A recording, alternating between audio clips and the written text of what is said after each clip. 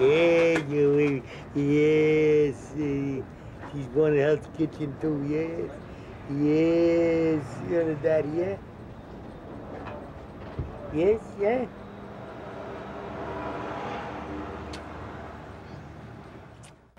Hell's Kitchen begins on 57th and ends on about 28th Street, I think. Well, it's really a couple of blocks, but they extended it. I say till about 28th Street. 11th Avenue used to be years ago, and that was before my time. Well, I would say from 57th to 34th, I would say. But it really goes down to 28th Street, too.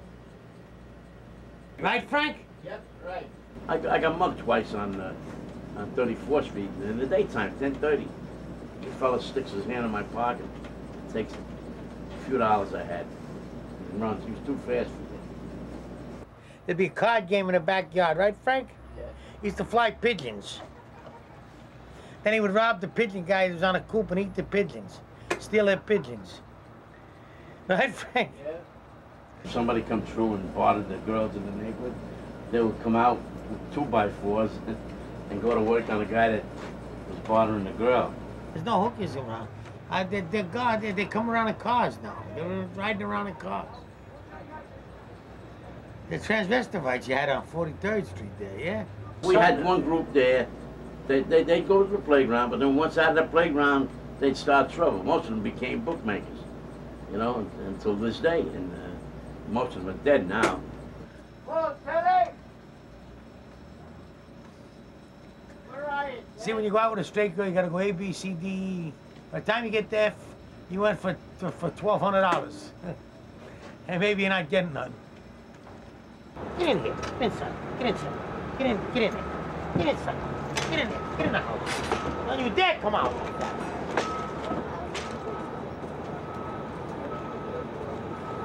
She comes out, Susie, you see? Hey, bye there.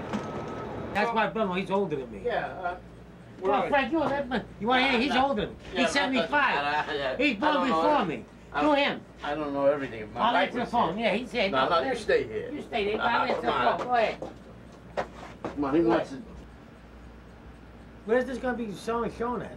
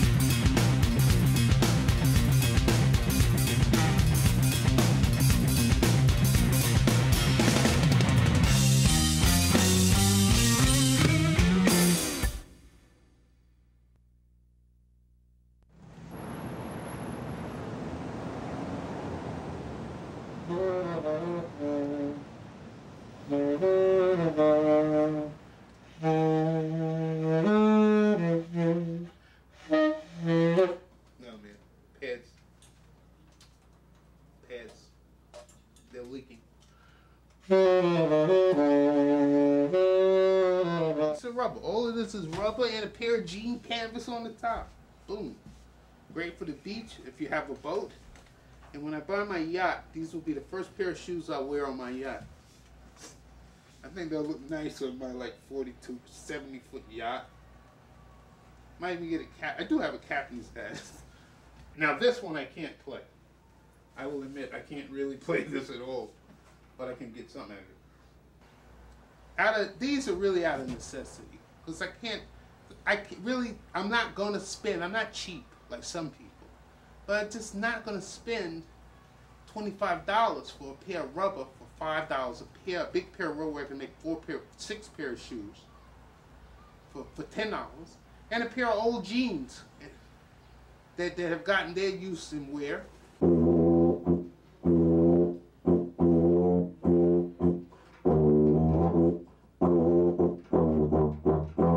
So I'm not going to do that. And I like creating, but more than even liking creating is the aspect of the independence from the system to some extent. And to be truly independent, one has to be able to do certain things himself.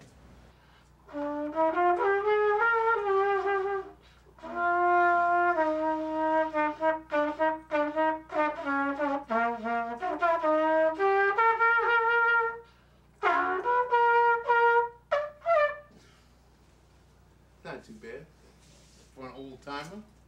Ultimately, I would love to have like a farm and be able to make everything myself.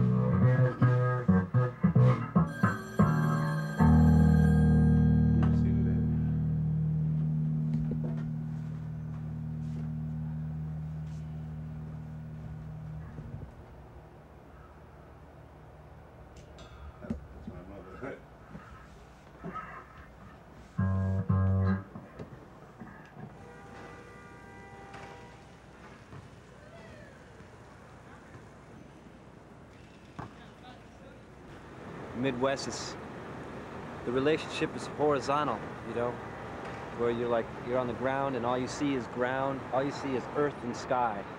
And then you come here and it goes like, it completely changes to a totally vertical relationship. Everything is, you barely see the sky.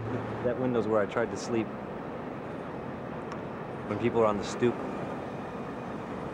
I went through a great deal of anxiety when I was living here. I lived here for about 2 years, and it was always like this constant struggle between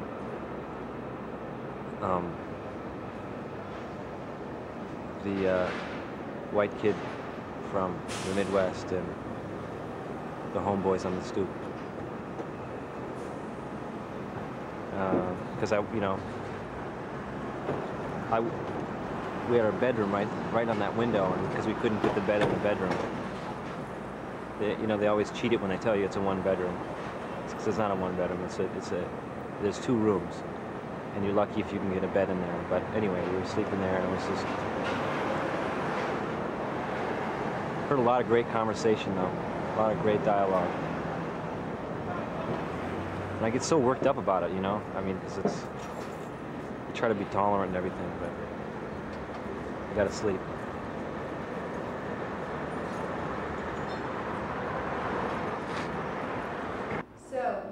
Had a weekend together, she said.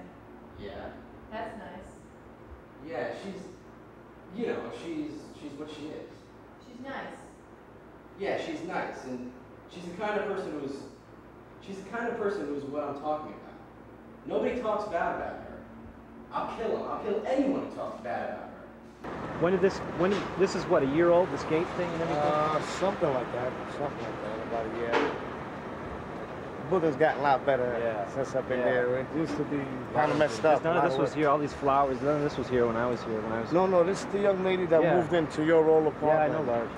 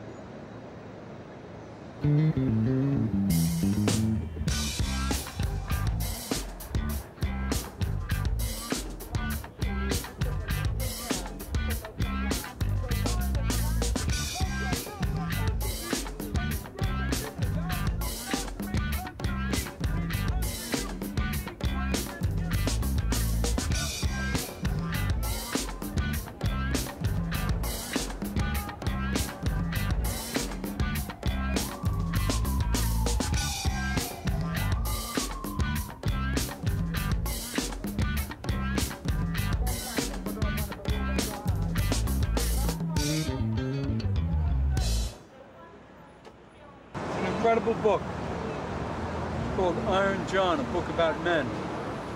Now, the incredible thing about this book is that this guy, Robert Bly, who's an Irish poet, he wrote this book in 1990, 9 years ago. And naturally, they all jumped all over it. This is the book that started all the men hugging one another and crying and banging on drums and going into the woods. But they missed the point. They missed it. They jumped all over it. They get into this men are sensitive, we cry, we feel, we hurt. All those guys that were crying and feeling and hurting are back to their ways, and all those drums have gone taut. They're sitting in their apartments. They'd be like a garage sale on drums. They're not banging the drums anymore. But this is an incredible book. It's about the stages of manhood, what you have to learn through life. And those of us that are lucky enough to learn, because there are definite things to learn. Young, being in the Bronze era, middle age, being in the Silver era, hopefully getting to the Gold era and accepting who you are along the way. Case in point, like a guy like myself going to the China Club on a Monday night and standing in the corner like a fucking yak, trying to talk to some 19-year-old from Jersey. When her only interest is how many body piercings she has. It doesn't work, and it looks ridiculous.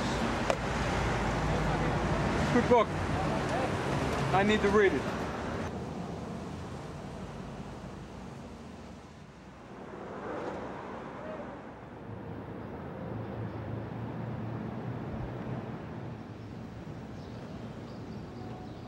This is Hell's Kitchen.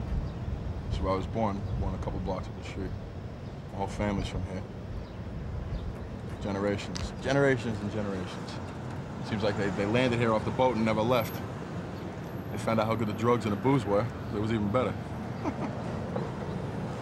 Catch a nice pretty smile here. It's not bad, I guess. Living with degenerates, fucking junkies and crackheads. My peeps, as a friend of mine would say.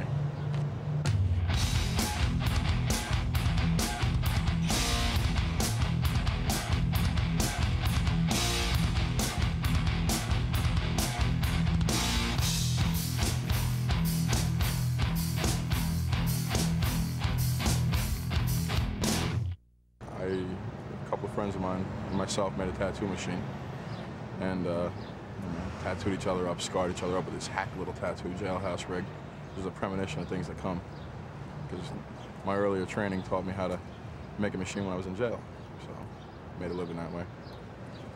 I don't know, we scarred the hell out of each other. I stuck with it, they didn't. I was a little more artistically inclined, now I make a living from it. It's not a bad living, better than most people make, excuse me. Being a tattoo artist, especially in New York, you're not considered an artist. Because an artist, you gotta make billboards, you gotta do fucking graffiti. That's even considered art now, this garbage, this filthy shit. But I'm the one who's making a good living while they all have the degrees and they can't get a fucking job and they're all waiting tables. So now who's laughing now? You know what I mean?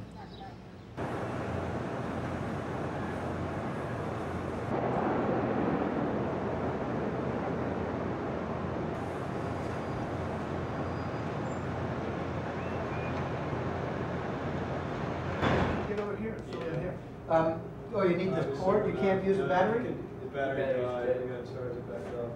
Nobody charged it? It just died like a few minutes ago. Chloe's, by the way, make a note that Chloe is a fine actress.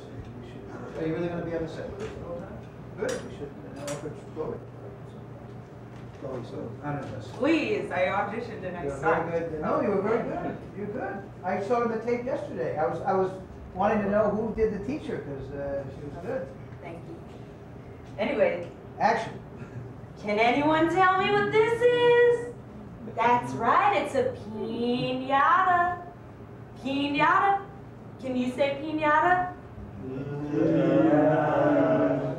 Does anyone know what a piñata's for? How about you, Tito? Well, Tito? Tito, what on earth do you think you're doing? Okay, hold on a second. What is he doing? He's not doing anything. Oh, you weren't masturbating. Yeah. Masturbating is this. Hello, my name is Lloyd Kaufman. I'm the president of Troma Entertainment. We've been in Hell's Kitchen in this fabulous Troma building for about 20 years. The company is about 25 years old. When Troma moved into Hell's Kitchen, it was indeed Hell's Kitchen. I kind of liked it because I'd come to work in the morning, we'd be about to shoot a film, and we'd be able to use the crack whores and the other interesting people in the neighborhood. We'd be able to use them in the movies as free actors. It was a very, very lovely neighborhood. Now, unfortunately, Hell's Kitchen is starting to get a bit gentrified, so the Troma building finds itself in and among these disgusting companies like Disney and these law firms across the street, and all these people that are, that are kind of making the quality of the neighborhood go down. This neighborhood used to be the highest concentrated area for old folks. I don't know what the politically correct word is for old folks, but old folks. And as a result of the yuppies and the $150 working yuppie, the $150 shoes to work, where they change the shoes, those kind of people with the wet hair, they kicked out all the old people. So I don't know where the old people went, but they're probably eating dog food somewhere in uptown, getting beaten up by the cops. All right, you fucking retards, drop the tacos and hit the floor! Do it, get him! What are you trying to do? I'm trying to teach. Teach? Teach? What is the fucking point of trying to teach these slow-ass lady ass? In any event, Troma has been making movies in this neighborhood for 25 years, and we love it. It's a great neighborhood, in spite of the fact that you have law firms like Cravath, Swain, and Moore that have moved in. It's a great, great, great neighborhood, and New York is a great place to make movies. There was a book that I wrote, which came out this year, called All I Need to Know About Filmmaking, I Learned from the Toxic Avenger, published by Penguin. And what's interesting about this book, and which is wonderful about New York and the whole world, is that Troma is a 25-year-old independent movie studio based in New York in Hell's Kitchen. We own a building. We have a staff here of about 40, a payroll of 40 people who would definitely be on welfare if it weren't for Troma. We've made can't tell you how many movies in New York. We own a library of 500 movies. We pay real estate taxes. We do everything for New York. Like we have laboratories in New York. We use the New York production houses. This book was published in New York. Do you think that the New York Times reviewed this book? No. Troma is the oldest independent movie studio in the United States, possibly the world. Thanks to Hell's Kitchen and the wonderful creative environment, we have been able to produce movies like Class of Nukem High, Sergeant Kabuki Man NYPD, A Nymphoid Barbarian in Dinosaur Hell, Blood-Sucking Freaks, The Good, the Bad, and the Subhumanoid, Class of Nukem High Part 3, Teenage Catgirls in Heat, Stuck on You, Squeeze Play, Waitress, The First Turn On. Great New York classics. Let me just check this out.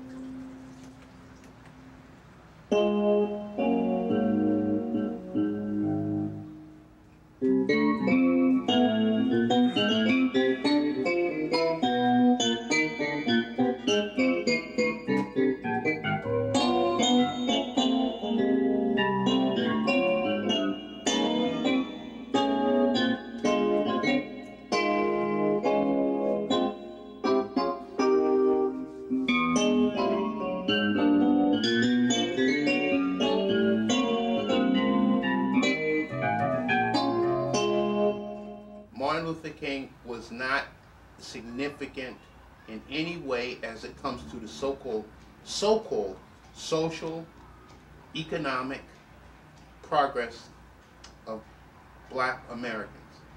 What he succeeded on doing was making all of these black restaurants, hotels that were doing thriving business under segregation.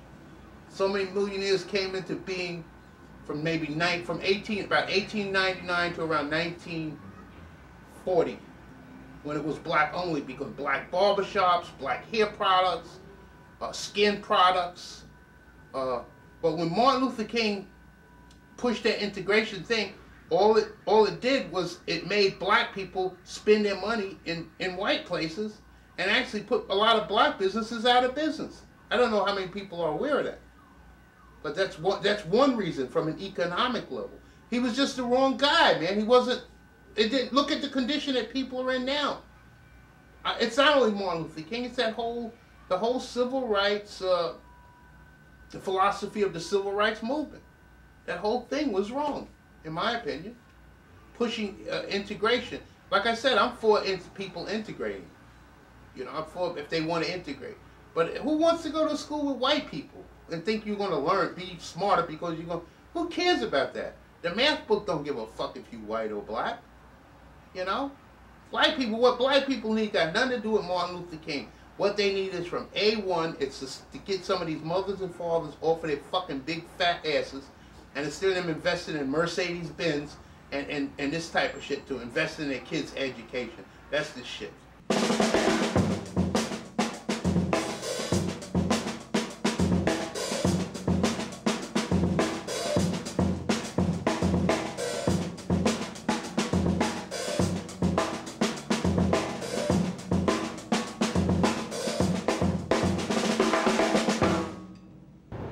Push everything down your throat that they say is cool, like McDonald's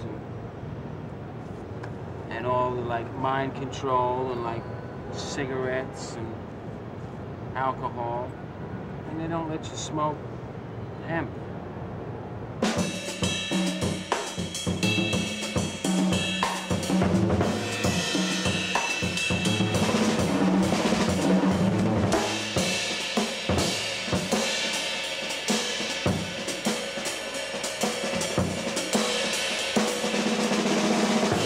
You got so many great technical cats out there, but how many great artists really saying something, really changing the fucking world? Change the world. You know? It's like I get vibed coming up on this roof. I've been in this building 9 years by some guy who tells me he rents the stairwell on the 12th floor, and he's trying to shed his bird licks, and he don't got it down, but I'm not vibing him out. You gotta be a beautiful motherfucker, man, to get by. Because it don't make no sense being a punk without any beauty, man.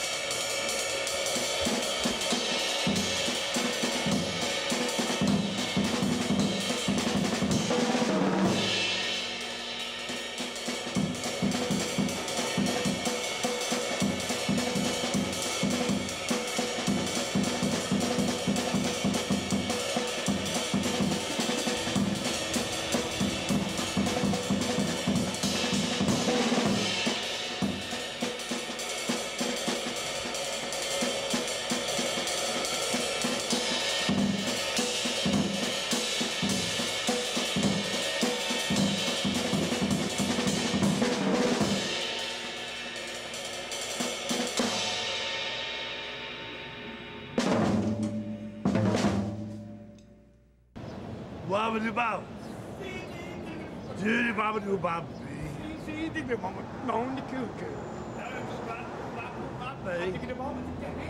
And hey babe. What about?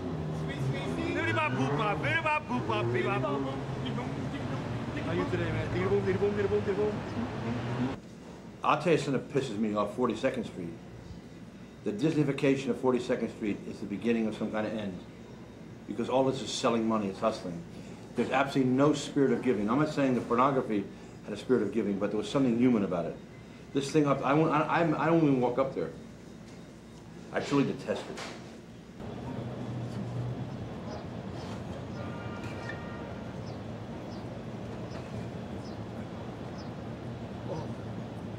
It means you're not new.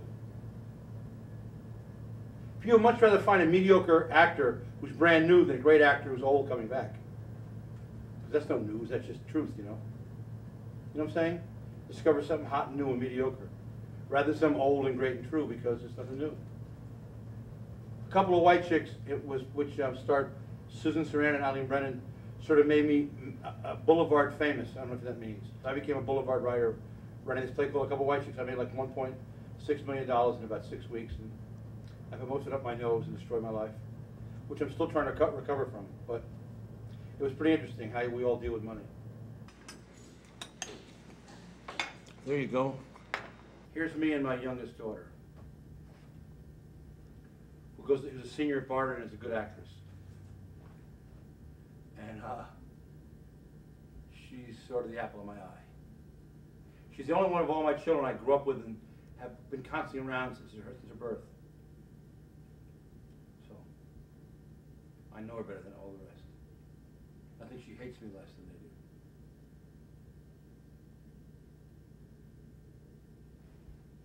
Or needs me more, I don't know which is which.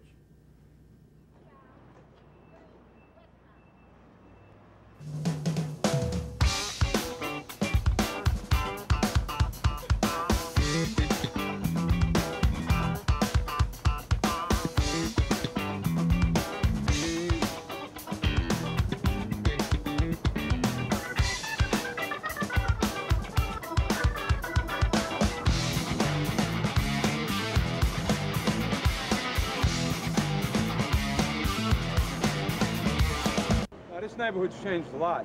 I mean, a lot. 15 years ago, 16 years ago, this parking lot, forget about it. It was Hooker City. I mean, Hooker City. Denominations like you don't know. Sizes, creeds, colors. It was just Hooker, Pimp City. And it was a drag because, I mean, although it was part of the, you know, the overflow of Times Square and what it used to be and the underworld and the real underbelly, you know, the west side of New York, it was a drag because in the morning sometimes these hookers would be nodding out, kids would be going to school, and you know, parents would be walking their kids and they'd be like sidestepping condoms, and there'd be pimps waiting on the corner, you know, for their girls, looking at their watches and their diamond rings and stuff, you know. And I can remember looking at these kids, they'd all be like looking up like, Halloween's coming or Halloween's past. But there was this one night, I'd come in, I was working down in the village, and I'd come in and it was late. And I didn't make any money, and I was mad, and I was, you know, I was depressed, and I was hurt, you know, the life of an actor. And I came in, and I came to the stoop right out in front of my building, and there was a couple of pimps, like Kansas City, like, you know, what's up, what's up, what's up? Jerry Curl, you know, gold teeth. Yeah, baby, what's up, you know, what's up? And I wanted to come in the house. And they didn't know enough to see that I was trying to come into the house, because there's only 3 steps. And like, the one guy like acted like, you know, it was a big deal to get out of my way. Like, you know, he gave me one of those, like. So I wanted to do something right there, but I didn't. So I was fuming. I came up 5 flights of stairs and I was fuming. The one beautiful thing was that it had just started to snow, and it was a thick snow. So I came up here to the roof, and there was enough snow to grab snowballs, real hard snowballs. By this time, the pimps had gone into the parking lot, because this parking lot is where they used to either do their collection or do their drop. They used to rip a lot of people off here, too. I started making snowballs. I must have made 100 of them. And I was watching these guys. And by this time, this one Kansas City, you know, Lincoln Continental guy, he was like in the middle thing, you know, where's my digit? Where's my digit? I want my digit, bitch. I want my digit. Well, I gave him his digit. I fired a snowball like Nolan Ryan, and this thing just, all of a sudden, the world went into slow motion. Whack! Hit him in his Jerry curl. He went down like he was shot, like it was an assassination. I felt like Lee Harvey Oswald, man. The guy went right down. He was laying there. He's screaming. The hookers are screaming, yeah, and then I just started rapid firing, like machine gun firing, snowballs. Well, I'll tell you something. There wasn't any pimps around there for a while. Better job than the cops were doing. They were around the corner eating donuts. This neighborhood's changed. Look at the parking lot. Pristine.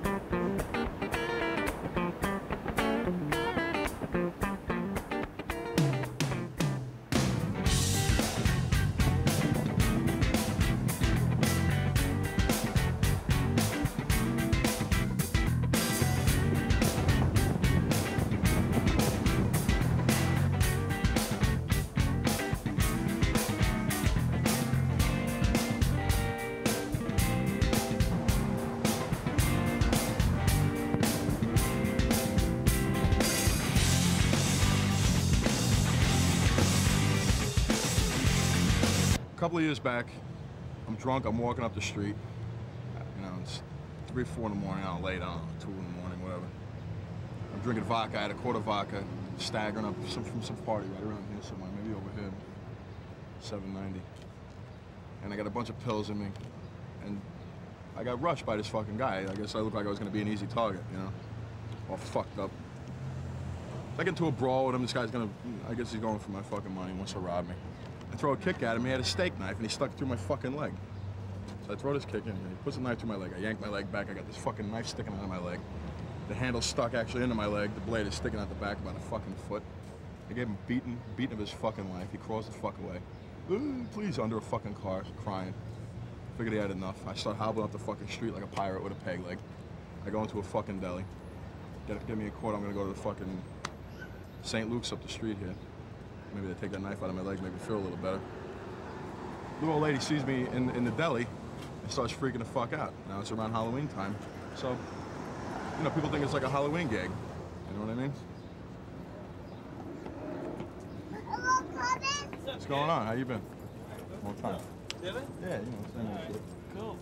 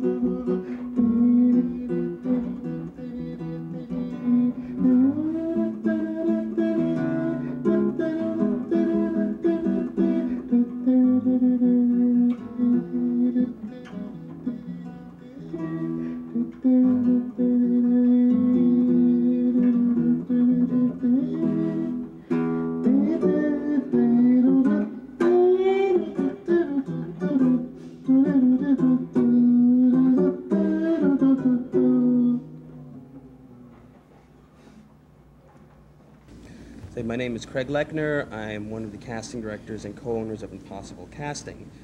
Today we're here casting for a music video for a band called Steps, and we're looking for people to dance and have fun with the band. And we do a lot of this kind of work. We do feature films, independent films, music videos, commercials, industrial videos, promotional events. So we're pretty busy, and we're one of the young and upcoming casting companies in New York City, and we're pretty busy all the time, knock on wood. We're out here having fun with some guys, right guys? We're gonna have some fun today? Yeah, woo! They're like, we wanna go home. Everyone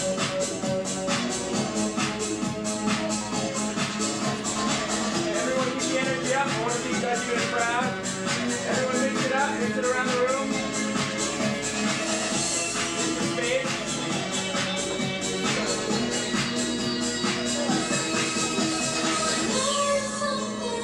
Today we're probably seeing about 100 people, and of which we're going to be hiring about 20.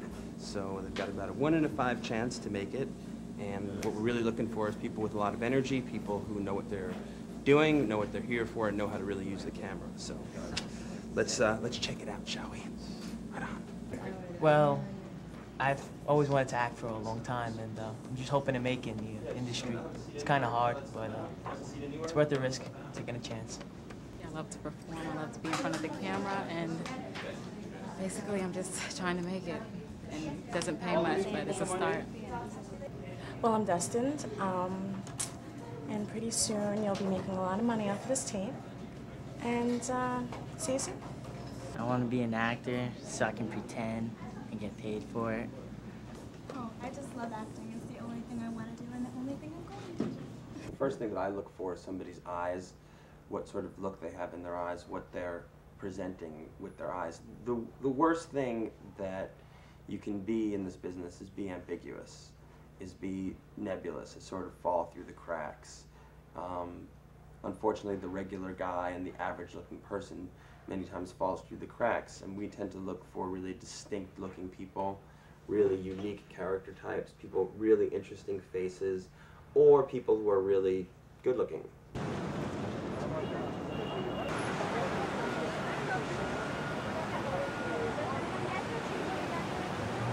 Follow this. Hats by Superstar. Fuck yeah, man. Ivy Supersonic. Hats by Ivy Supersonic. You follow that?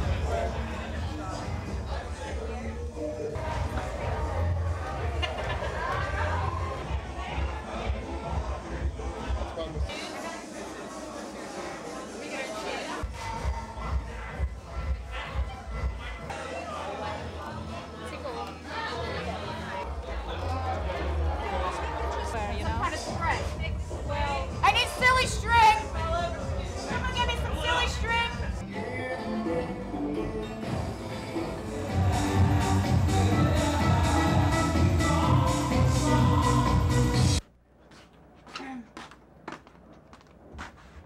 I make hats. So this is the ostrich and marabou hat, and it's called the Mike Anderson. I named it after my best friend. This is what I would call the Breakfast at Tiffany's hat. Very, very Audrey Hepburn. I actually made this for Kid Rock, and I liked it so much I just couldn't part with it. There's some pheasant up here, you know, you see this pheasant. There's pieces of pheasant and marabou. Pheasant and marabou. This is the big hat. Why do they call this the big hat? I don't know, fuck if I know. The Ivy Supersonic bag. And I really love it. It kind of looks like on the in-between of Fendi and Louis. Hillary Clinton should just announce the presidency. There she is with the Ivy Supersonic hat box. Hillary Clinton, man. I love her. I love Hillary. These right here, these are rooster feathers. Right. Hell's Kitchen is, you know, is a good residence for artists. I would say, you know, at all the places people living in Manhattan, all the artists, you know, they're all gathered, they're all living there in Hell's Kitchen. You know, that's a great workplace. That's a great spot, you know, for the artists to live in. But it's not, you know, I wouldn't use it as a vehicle to pump my shit, man, because that's not what it's about. Hell's Kitchen is not the market that I'm going for. The people here, they just can't afford, you know, what I design. I design couture. You know, it's cool that I live there and all, and that I work out of there. It's a great vibe. great energy, but when it comes to sales, you know, and where I want to display my stuff and where I want to sell it and where I want it to be featured, it's not here. It's not about Hell's Kitchen.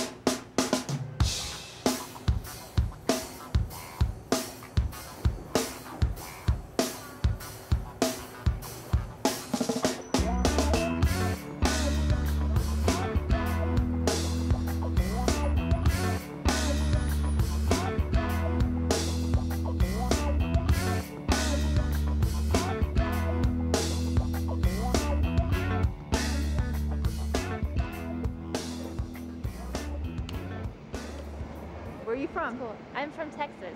Oh, great. What's your name? Cindy. Cindy. I'm Lori. Lori, nice to meet you. What brings you here? I'm an extra. I'm supposed to do this movie. Oh, okay. I'm not supposed to be here until 1:15, so Why? I'm a little early. You're a little early. You're just walking around the neighborhood. Yeah. Yeah. Great. Great. You want to talk method acting? Get out of my way or I'll smack you in the mouth. Huh? Anyway, here I am in front of the fabled, famed Actors Studio, the home of method acting. But a really incredible place, a place where you had Cliff and Brando and De Niro and Pacino and everybody ends in the know. Actors go insane when they're unemployed. You end your job and you never think you're going to work again, and then you start counting your pennies. This is a place where you can come in and you can stay creatively hooked in. You can come in here and you can be as crazy as you want to be, as wild as you want to be, work on accents, work on jokes. You come in here, sing songs, tap dance, stand on your head. This is it, the Actors Studio. You done haul your ass through the wrong territory, boy. Nobody cuts and runs on G.W. Pepper. I'm recognized still, all the time, and people go see the darn the Bond movies over and over, I guess, you know. Here comes my brother-in-law, Billy Bob. He got the fastest boat in the river. I started acting in college, you know. Then I went to winter stock, then I went to summer stock. Then they came to New York and went to work in the bank. A secret agent? On whose side? Clifton James. Cheers.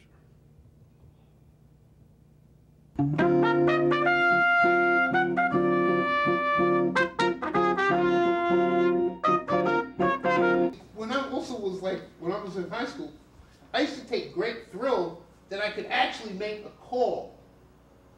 You dig? And have at least 100 motherfucking niggas there within an hour or two. That I could make a call. And motherfuckers would be coming. I didn't know all these niggas. All I knew was that they all showed up to fight, you know what I'm saying? And one time some guys saw that. That was the end of that shit. We were having a problem going to see some girls that lived in a white neighborhood, and they fucked up a guy who was dating. We all showed up there. All showed up on, you know where Ocean Park was? Ocean Park went on East 12th. I think it was, yeah. And all the niggas are there, all these black people. I don't even use the N-word, you know that. But so I'm just trying to describe the type. Right. Like Elvin and beyond. Yep. 200 of them. There was no one lighter than this piano. You know what I'm saying?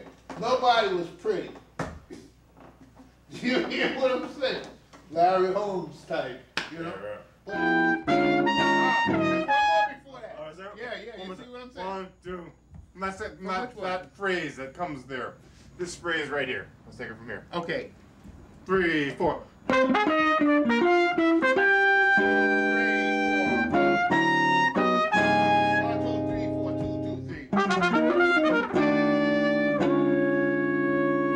I don't like the idea of a corporate structure. I don't like the idea of working for CBS. I don't like, it just doesn't feel right for me. You dig what I'm saying? Because the emphasis is on money. It's not on what you're actually doing. And what they're actually doing in corporations, you don't really see, it's all like, you don't see any benefit to the whole from people who work for corporations. I don't see it. Maybe some people see it. I don't see the stock market doing a fucking thing for people.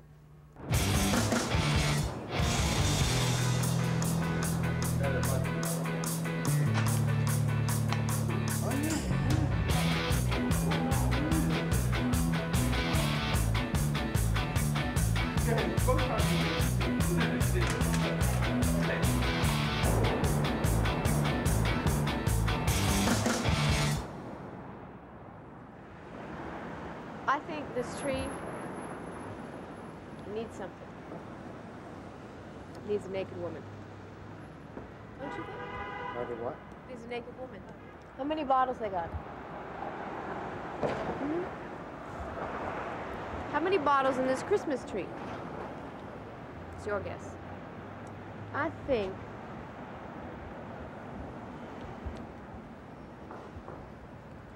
what do you think? How many bottles are on this Christmas tree?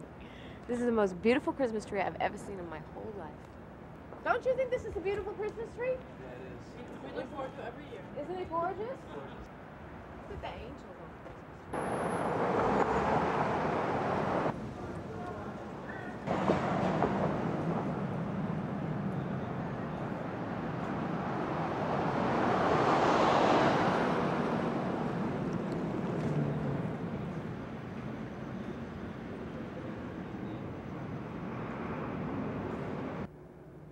Check this out. I mean, look how beautiful that is. These hats are meant for the affluent and the confident wearer. You really have to be confident, you know, in order to pull this off. You can't just put it on and pull it off. So you have to be confident. And not only do you have to be confident, you actually like derive confidence from wearing this hat. You're standing there and like hundreds of people come up to you. You know, where did you get that? Like, it's so beautiful. And that's cool, man, you know. It's really cool. I walk outside and people come up, they want to pet me, they want to touch me, they want to talk about the hat. These hats can get you into anywhere you need to be. What's up with this? That's like This is like very Paris. Voulez voulez, oufou, mumu, bonita. You like this? It's a skunk. I don't know.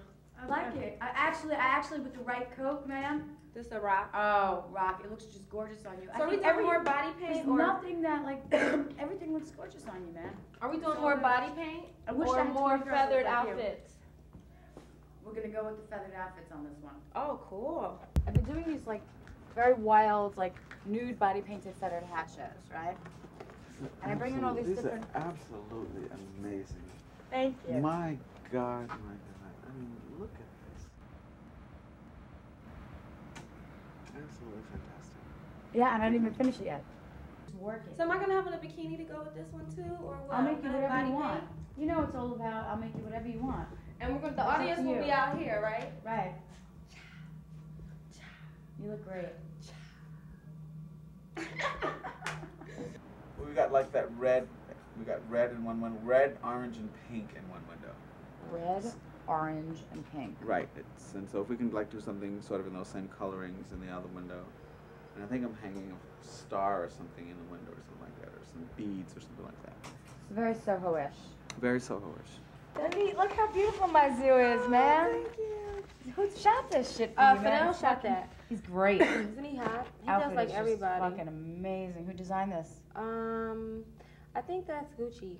It's not Macy's. It's the New York look, and what we're trying to do is to actually overdo Macy's. Macy's has the parade, so we really want these hats to sort of be Christmas ornaments. I mean, I think that it's better than a Christmas tree. It's better than Christmas balls. I live. This is my favorite one. That is so like, look at that body, man. Look I at be that working body. out. You look amazing. You look great. I mean, they're just so ingenious. Thank you. Like, that's pretty over the top. They're just genius. You know, this genius. Great. They're gonna love you. Let me see what else you got. Check this. Look at that. This is like a spread. I mean, I could do like a legs commercial. I like that. Give me that. All right, I gotta put this together. This is great. This is great. Spread them zoos. You know? It's wonderful. Have you been here? No. Have you been here? You've got to come. So when you get back, tell Saeed I'll see you later, and just come up here. You've got to come. You've got to come. You just won't believe it.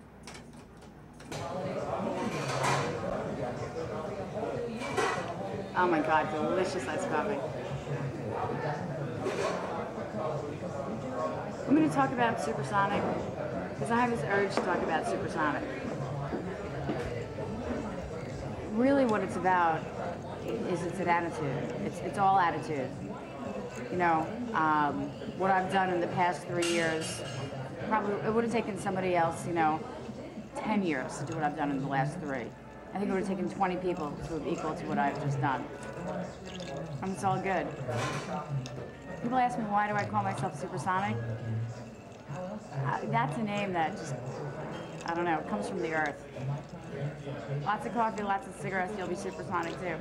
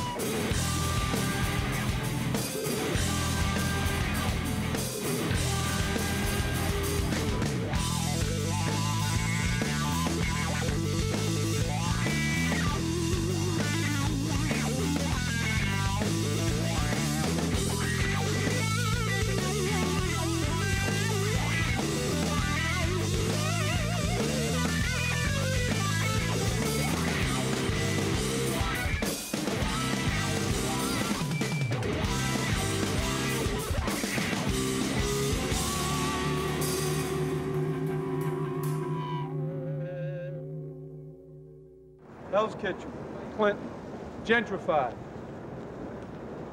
A neighborhood.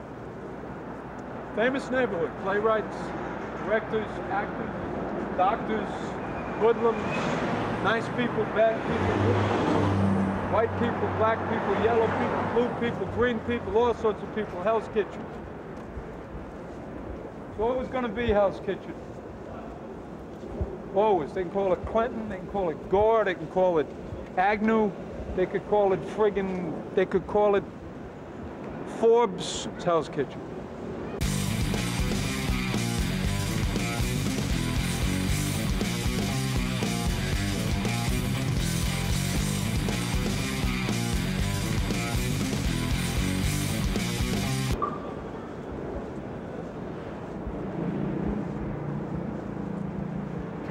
Rooftops. Characters abound.